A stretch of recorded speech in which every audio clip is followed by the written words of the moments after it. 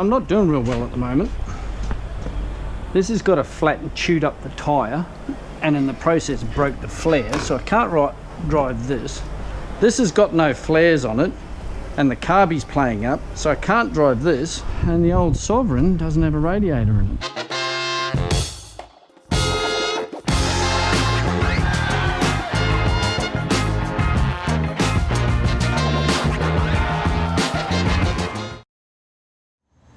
Alrighty, here we are at Superior Radiators. These guys have done our radiator for the President. It's now a lot more closely spaced, and it is a 3-row. That should help us a lot with the overheating problem. Not as much as the diff will, but I mean the radiator was pretty shagged anyway, so we'll go back and chuck it in. Okay, we're not sponsored by Ryobi or anything, but I'll tell you a story about this thing. I had this sitting under the back of the car so I could have a bit of light like this. And it was up on jack stands anyway, so you know, in a rush like I usually am. Pulled everything out and let the car down, and I'm thinking to myself, why is it sitting so high? It was sitting on this. This is a 2-ton car. This is a Ryobi light. Okay, so we've got a couple of cracks here, but there's an endorsement for you. I gave these to the boys. We gave them a blast. I blasted them all down and dunked them, and they've put a nice new coat of satin black on them. So now we need to fill this hole here.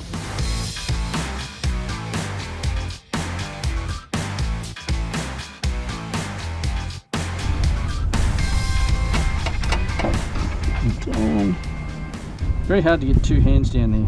I'll bring all the sockets out.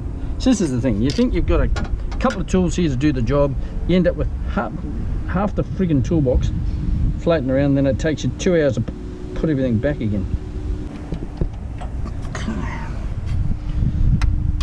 Tickle that up with a screwdriver just a minute. It's pretty tight. So the question is, does that go under or over that? Let's have a look at this hose. Doesn't seem to be resting on it at all. So it must have been seeping a little bit at some stage. We'll give everything a tighten up, I think. And that little bracket down there bolts onto this screw on the bottom of here. Benny just rang me up, and if I time this right, he's going to arrive here and back away when I ask him to give me a bit of a hand. But it's always handy having a qualified mechanic hanging over your shoulder telling you that you're doing it wrong. Right, here we go.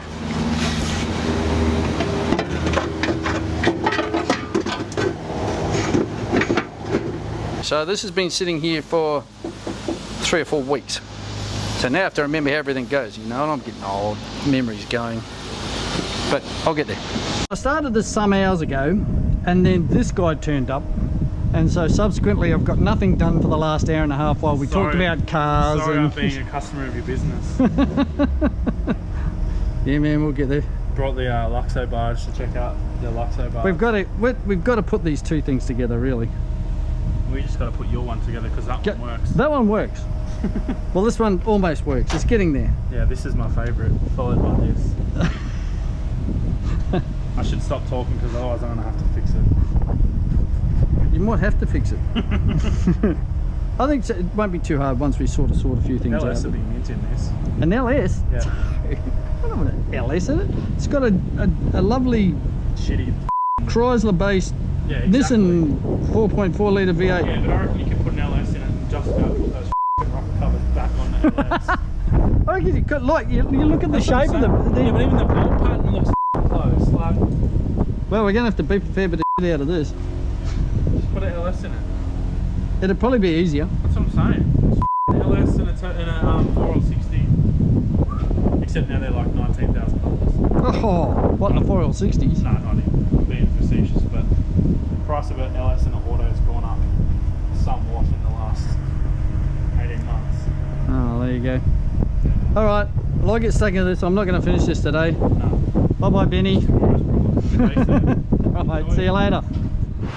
So the system was sitting open for about 3 or 4 weeks, which would be fine normally, but you know, old cars, you know how these things happen. So got it all in, got it all watered up, started up, and the water pump started leaking, of course. So parts for these engines aren't really easy to find. They still make a few bits and pieces, which I've subsequently found out. They're basically only used in this car in the President as a Y40 or a Y44, Y44E, which this one is. E stands for electronic injection, or electronic ignition. Still got electronic ignition, but it doesn't have the injection. We'll get to that sooner or later. As a Y40 though, it was used for a Japanese police car in the 130 series Cedric. So they had a 4-door Cedric with a 4-litre V8 in it. It was only produced for the police. So yeah, if you can find one of those, you've got one of the rarest cars on the planet, because they didn't produce a lot of them. It was the only time a V8 was put into the Nissan Cedric. Alrighty, so overnight parts from Japan, we've been able to secure a new water pump. Look at that. So the plan today is to put that in and stop it leaking. See, it's leaking everywhere. While we're at it, we went and got some ball joints too. Genuine Nissan. So we might get to that today, but I doubt it. Where are we?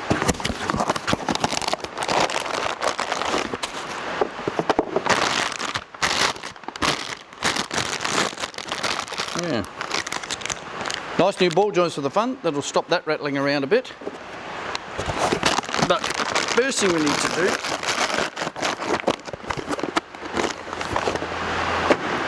fix the leaky water pump issue. And no, we still haven't got the diff in. Been waiting since November for our diff guys to do it for us, but they're flat out. This COVID thing seems to have made anybody that's any good in the automotive industry, just everyone is flat out with work, so getting stuff done can be a bit of a drama. I don't want to do it because it's a crappy job. Might have to end up doing it. They're the ones that found the diff gears for me, so they're pretty rare in Australia and they're hard to find, but they found them. So alright, let's get stuck into it.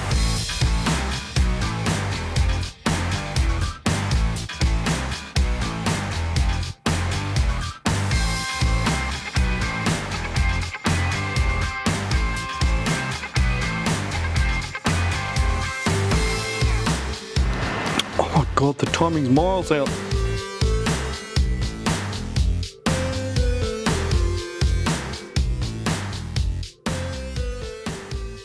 The gasket came off nice and clean. Well, that's looking a little crusty. Oh.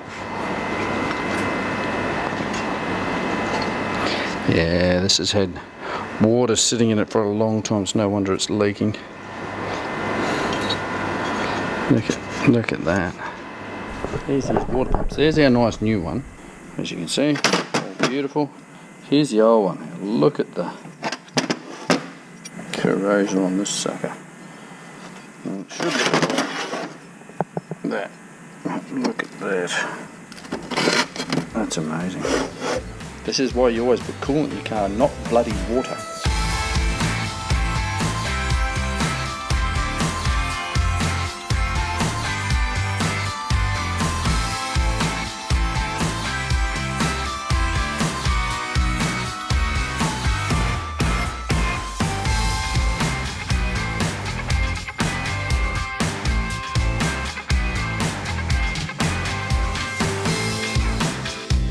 The end is in sight and my back is killing me.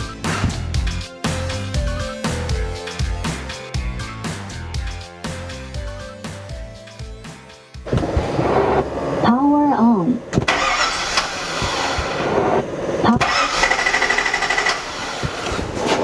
Power on. Bluetooth connected.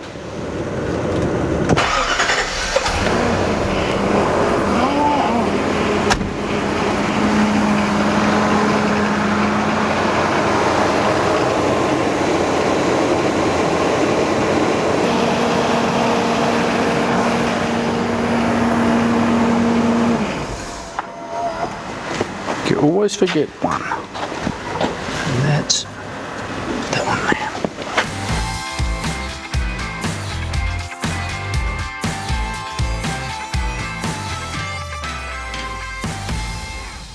It's quite an extensive system in here.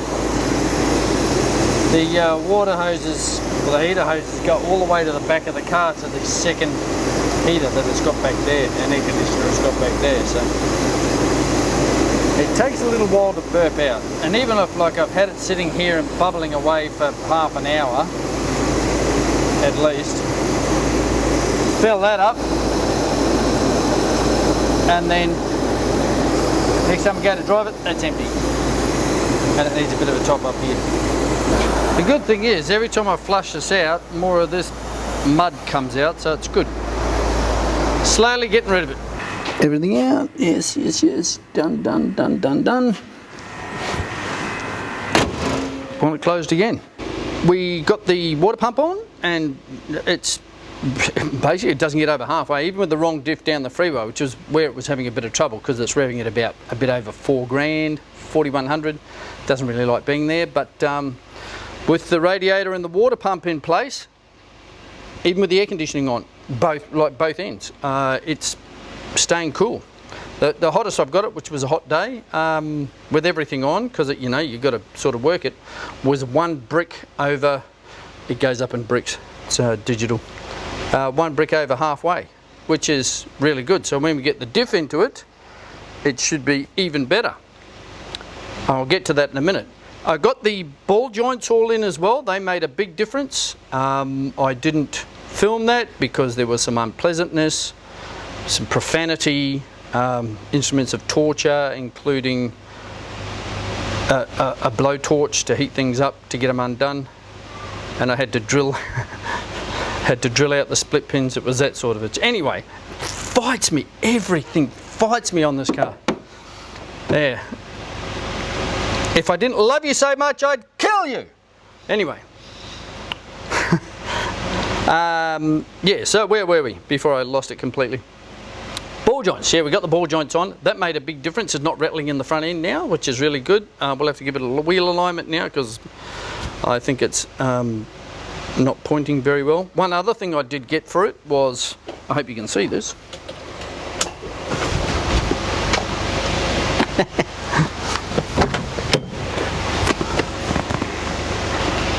Perfect car for it. Now, where are we? Okay, so over the past week, it's started to run rough, and then it steadily got worse to the point where the other day it was barely running at all. Now, I've spent, today's Sunday. I don't work on Sundays, but it needs to get it needs to go about 1 kilometre, maybe 1.5 kilometres, 2 at the most. It needs to go there because after 4 months of waiting, we've finally got our slot to get the correct diff ratio put in. If I have to push the damn thing around there, I won't be doing that, because I'll die. It's too heavy for that sort of crap. If I have to tow it around there to get it done, I'll get it done. But it's running, it's just running now.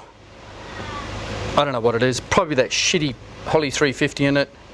Al from the skid factory has said just put a bloody 550 on it, Haltech 550 on it, get the injection going, and with the bits that we've got, we could probably get that going. Yeah, the only problem is I am not real flash with electrics. And we're just about to put the fuel injection on the Sunny truck, but that's another story. Anyway, so it's going in tomorrow to get the diff put in and to do a service on the gearbox too, and that's when we'll suss out whether we can put a 4-speed overdrive gearbox in it, which would improve it even better, because we've got, with the, well, not how it's running at the moment, but with the fiddling around and stuff that we've done, we've got it down to 20 litres per 100, was running at about 25. So, and a lot of that's to do with the diff and the fact that it's got a Holly 350 and it's 2 tonnes, but it's just so nice to drive when it's not running like a pig. It's smooth, it's quiet, torquey, the air conditioning all works, everything works, except the stuff that's been frigged with. So, yeah, so we're in a little bit, I'll get the diff done and then decide from then what we're going to do. Either we'll I think it's got a dirty big air leak somewhere. Benny suggested that it could have been the brake booster, but I blocked that off and it still ran like a piece of crap. This is the radio remote control out of the back, from the back seat. It sits in the armrest on the back of the President with an eject button, and this whole unit comes out here. Now, when we got this one, the batteries had exploded. You can see where the acid from the batteries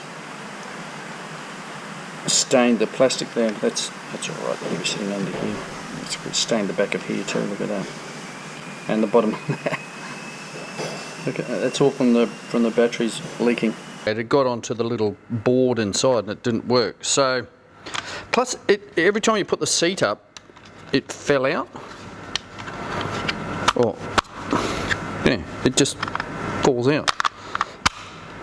So I took a bit of a leap of faith, and overnight parts from Japan got another one.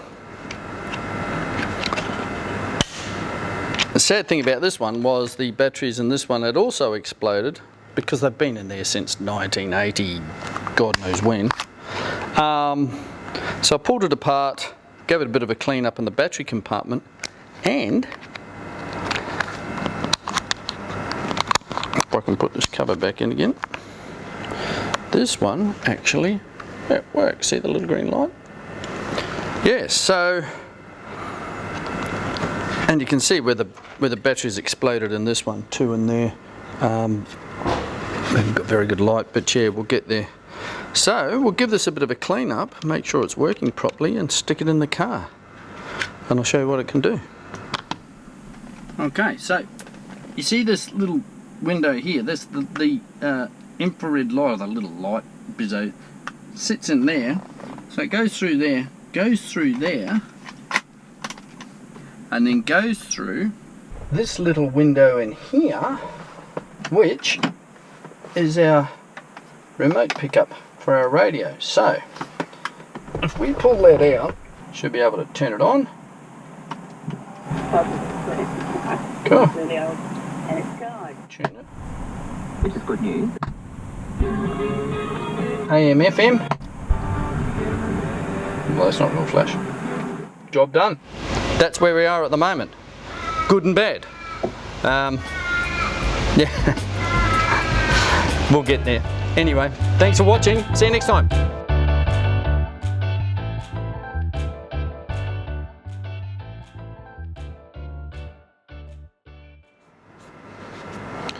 God knows how a finger